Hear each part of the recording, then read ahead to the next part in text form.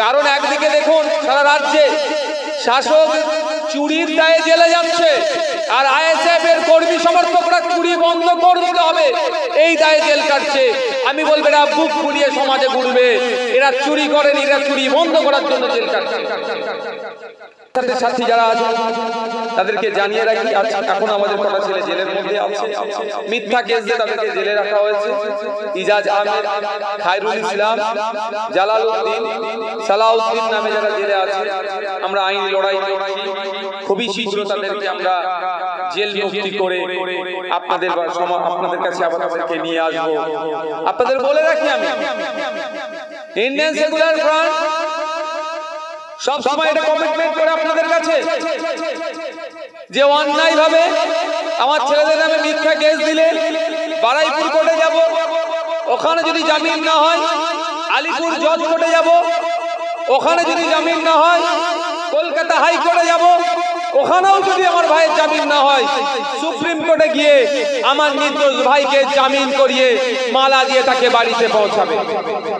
এটা আইএসএফ আপনাদের কাছে প্রতিজ্ঞাবদ্ধ হয়েছে। আপনারা জানেন বিগত দিনে কিভাবে আমাদের ছেলেদের নামে মিথ্যা কেস দিচ্ছে। আমার কাছে খবর এসেছে, যদিও এখনো কোনো আমাকে কৃষক লিখিত জানায়নি, আমি অপেক্ষায় আছি।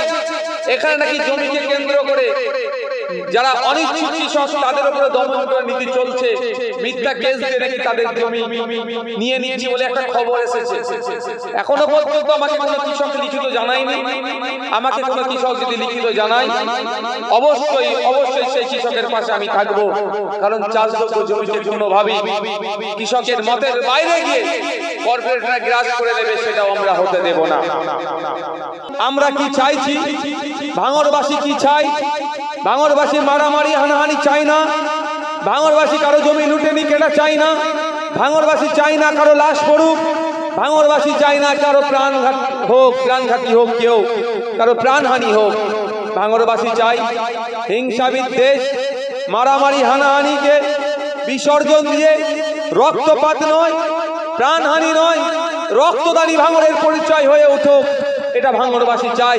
এই খবরটাকে যারা শুধু ভাঙড়ের মধ্যে নয়, শুধু কলকাতায় নয়, রাজ্যের বিভিন্ন জায়গায় যারা প্রসার করার সহযোগিতা করছেন, রাজ্য তথা জাতীয় স্তরেও এই খবরটাকে যারা পৌঁছে দিচ্ছেন, যে সমস্ত মিডিয়া আছেন, মেনস্ট্রিম থেকে শুরু করে ডিজিটাল প্ল্যাটফর্মে যারা আছেন, প্রত্যেককে আমি ধন্যবাদ জানাচ্ছি। আর বিশেষ ধন্যবাদ জানাই দর্শকের আসনে যারা বসে আছেন, দাঁড়িয়ে আছেন দূরের কাছে, আপনাদের মূল্যবান সময়কে দিয়ে আজকের এই প্রোগ্রামকে সাফল্যের উচ্চ শিখরে পৌঁছাতে সহযোগিতা করছেন।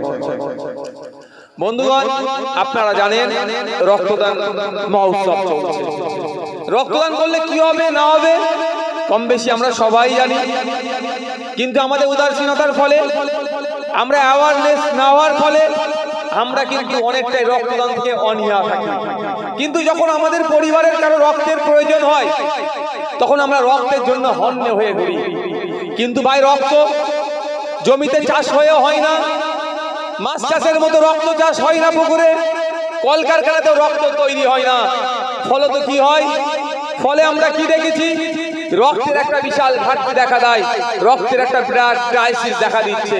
এই ক্রাইসিস মেটাতে অপদার্থ রাজ্য সরকার, জুমলাবাদ কেন্দ্র সরকার কোন নির্দিষ্ট পলিসি নেয়নি। ফলে ক্ষতিগ্রস্ত কারা হচ্ছেন? যার রক্তের প্রয়োজন হয়, ওই মুমূর্ষ রোগীর রক্তের জন্য বড় অপারেশন করতে পারছে না, এই থ্যালাসেমিয়া রোগে আক্রান্ত যারা, এবং যাদের রক্তের মায়েদের প্রয়োজনে রক্তের প্রয়োজন হয়, যখন সন্তান প্রসব করায় অনেক ক্ষেত্রে রক্তের প্রয়োজন হয়, সেই সময় রক্তের ঘাটতি হয়, পূরণ হচ্ছে না। সেই ঘাটতির কথা ভেবে, সেই ক্রাইসিসের কথা ভেবে ব্লাড ব্যাঙ্কগুলো এক প্রকার শূন্য হয়ে পড়ছে। তার কথা মাথায় রেখে আমরা ভাঙড় সহ রাজ্যের বিভিন্ন জায়গায় রক্তদান শিবির আমরা করে চলেছি। বন্ধুগণ যারা উপস্থিত আছেন, আপনাদের উদ্দেশ্যে বলি, ভয় পাওয়ার কোনো জায়গা নাই। যারা রক্ত দিতে ইচ্ছুক, আমি আপনাদের কাছে একটাই অনুরোধ করব, কেউ ভারী খাবার খাবেন না, হালকা খাবার খেয়ে আসুন, রক্ত দিন। রক্ত দিয়ে যেমন অন্যের প্রাণ বাঁচতে পারে, সম্প্রীতির বার্তা যেতে পারে, ঐক্যের বার্তা ছড়ায়, সৌহার্দ্যের পরিবেশ তৈরি হয়, ঠিক একইভাবে রক্তদান করলে পুরুষের ক্ষেত্রে প্রতি 90 দিন, মহিলার ক্ষেত্রে প্রতি 120 দিন ছাড়া ছাড়া যদি রক্তদান করে, এই রক্তদানের মাধ্যমে আপনার স্বাস্থ্য ভালো থাকবে। যারা বিভিন্ন অঞ্চলের নেতৃত্বরা এসেছে, আপনাদেরকে অনুরোধ করব, আপনাদের জন্য এখানে সিট আছে, আপনারা এসে বসবেন। আপনারা এসে আব্দুল সেলিম আসুন, যারা আছে বিভিন্ন অঞ্চল থেকে এসে বসুন।